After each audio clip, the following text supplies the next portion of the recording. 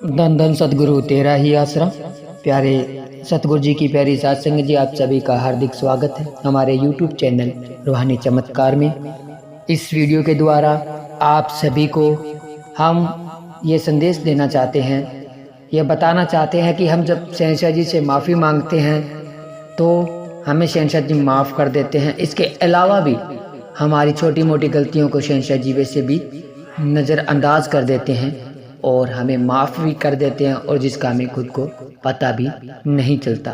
तो आप सभी ये रूहानी वीडियो देखें और देखने के बाद, सुनने के बाद आप खुद समझ जाएंगे भी शहंशाह जी हमारे ऊपर कितनी दया में रहमत करते हैं और हमें एहसास भी नहीं होने देते।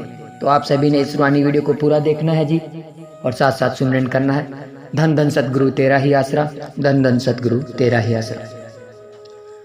शिष्य की अपने मुर्शिद के प्रति बनी भावनात्मक तड़प कई बार इतनी तीव्र हो जाती है कि मुर्शिद को अपने शरीर पर कष्ट सहन करके शिष्य की तड़प को पूरा करना पड़ता है, चाहे वह शिष्य इस सब से अनजान होता है, क्योंकि उसे तो आम खाने से मतलब होता है, पेड़ गिरने से नहीं।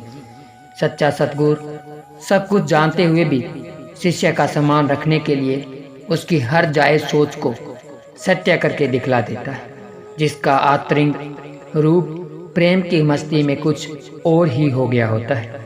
उस रूप को यदि कोई साधारण व्यक्ति देख ले तो कभी भी उस घटना को अपने साथ न जुड़ने दे। यह तथ्य तो 100% सत्य है, पर पूर्ण सतगुरु तो पूर्ण सतगुरु ही होता है, क्योंकि वह तो ऐसा कर ही सकता है। परमपिता शाह सतनाम सिंह जी महाराज उत्तर प्रदेश में बने डेरा सच्चा सौदा आश्रम में महीने के पहले सोमवार को ही सत्संग के लिए सरसा से रवाना हो जाया करते थे, और इस तरह लगभग एक पूरा सप्ताह उस दरबार में व्यतीत करते थे। क्षेत्रीय साध संगत को दर्शनों एवं अपने इलाही वचनों के द्वारा उनकी रूहानी भूख को तृप्त कर देते। हरियाणा राज्य के नरवाना नगर से लगभग 8-9 किलोमीटर पश्चिम की ओर सच्चा खेड़ा नामक एक गांव है। उस गांव की कुछ माता बहनों ने एक बार सच्चे पातशाह परम पिताजी के आगे प्रार्थना की कि पिताजी, जब आप यूपी दरबार में जाओगे तो रास्ते में हमारे गांव में जरूर अपने पवित्र चरण कमल डालना जी। साध संगत की प्रबल इच्छा को देखते हुए पूजनीय शहंशाह जी ने अपने दयालु स्वभाव और फकीर की अत्यंत कोमलता के हिसाब से मुस्कुराते हुए उनकी प्रार्थना स्वीकार कर ली। दयालु पिताजी ने वचन फरमाया, बेटा, आप समय अनुसार गांव से कुछ दूर सड़क पर ही खड़े हो जाना। साध संगत बड़ी ही उत्सुकता से उस विशेष दिन की प्रतीक्षा करने लगी, जिस दिन की गरीब नवाज दाता जी ने उनके गांव से गुजरते समय रुक कर जाना था। साध संगत ने सेवादारों के लिए चाय पानी का प्रबंध कर रखा था। साध संगत की माता बहनों ने पूजनीय पिताजी के लिए भी दूध तैयार कर रखा था। जिस टीन के डब्बे में उन्होंने अपने प्यारे मुर्शिदे कामिल के लिए दूध डाला था, वैसे तो उन बेचारों ने उसे बहुत ही अच्छी तरह से साफ किया था, लेकिन डिब्बे के ऊपर अंदरूनी भाग को जहाँ ढक्कन लगा होता है अच्छी तरह से साफ नहीं कर पाई थी।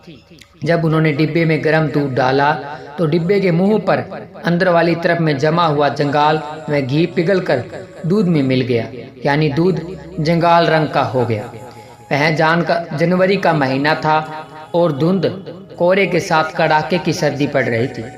जब परम पिताजी की गाड़ी वहां पहुंची तो साध संगत पहले से ही वहां खड़ी प्रतीक्षा कर रही थी। पूजनीय परम पिताजी साध संगत को खड़ा देखकर बहुत प्रसन्न हुए। प्रेम वस्तु ही ऐसी है जिसके समक्ष भगवान भी विवश हो जाता है। परम पिताजी ने सभी की कुशलता पूछी और उन माता बहनों को जिन्होंने अपने दिल में प्रेम वश यह दृढ़ निश्चय किया हुआ था कि अपने सतगुरु को दूध पिलाकर ही आगे जाने देंगे, उन्हें गिलास में दूध लाने के लिए कहा।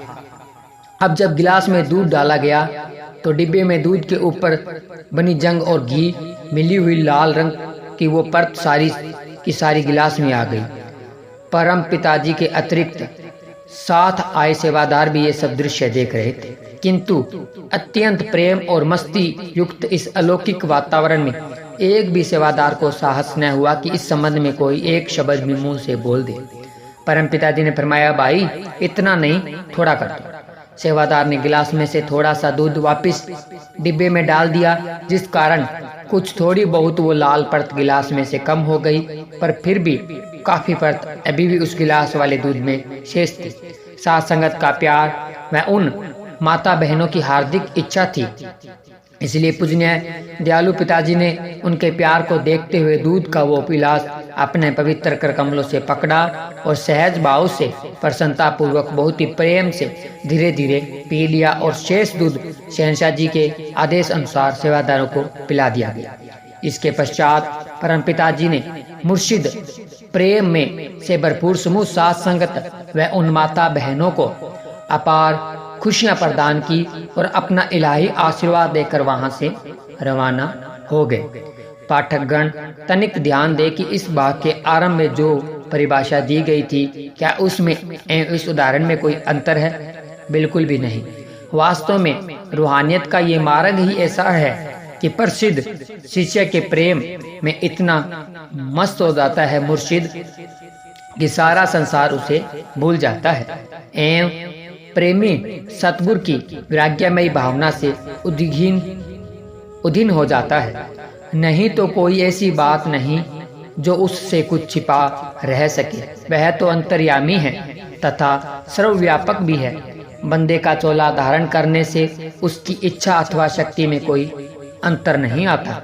पूर्ण मुर्शिद अपने शिष्य के ऐसे प्रेम में उसकी प्रसन्नता के लिए अनजाने में की गई गलतियों को नजरअंदाज कर देता है। इस विषय में एक शायर ने कितना सुंदर लिखा है, अनजान तुम बने रहे ये और बात है, अनजान तुम बने रहे ये और बात है, ऐसा तो क्या तुमको हमारी खबर ना हो। धन धन सतगुरु तेरा ही।